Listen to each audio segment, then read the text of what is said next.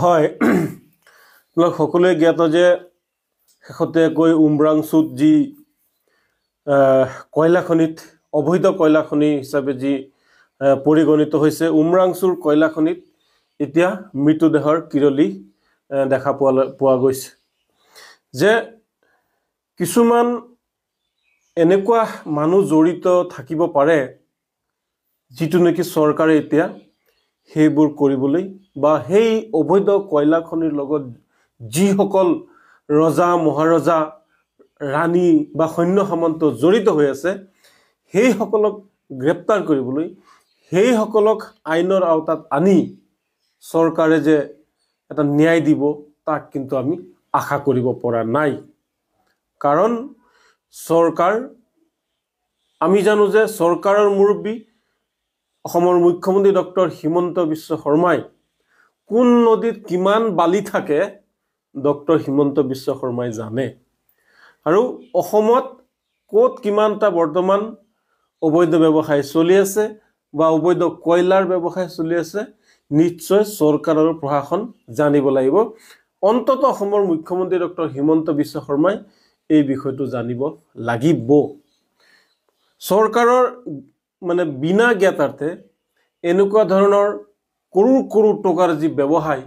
কোনো পদ্ধেই কোনেও চলাব নোৱাৰে আপোনালোকে জানে যে কিছুদিন পূৰ্বে বাল্য বিবাহ কৰা স্বামীসকলক গ্ৰেপ্তাৰ কৰিছে হুদখুৰসকলক গ্ৰেপ্তাৰ কৰিছে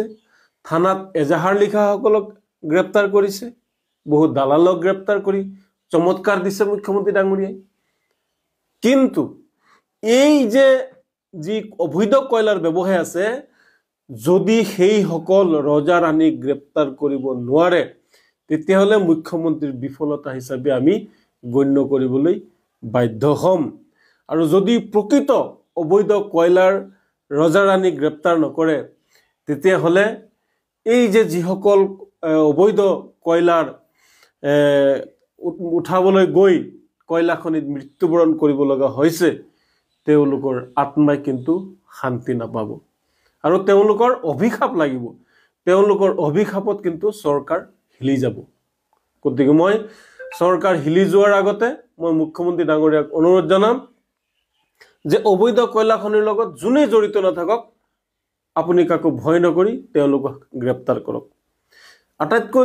ডাঙৰ কথা হ'ল যে কিছুমান বাঘা ছাত্ৰ সংগঠন বাঘা নেতা এই ক্ষেত্ৰত নীৰৱ ভূমিকা পালন কৰিছে বিশেষকৈ উজনি অসমৰ কিছুমান দল সংগঠনৰ নেতাসকলে নীৰৱ ভূমিকা লৈছে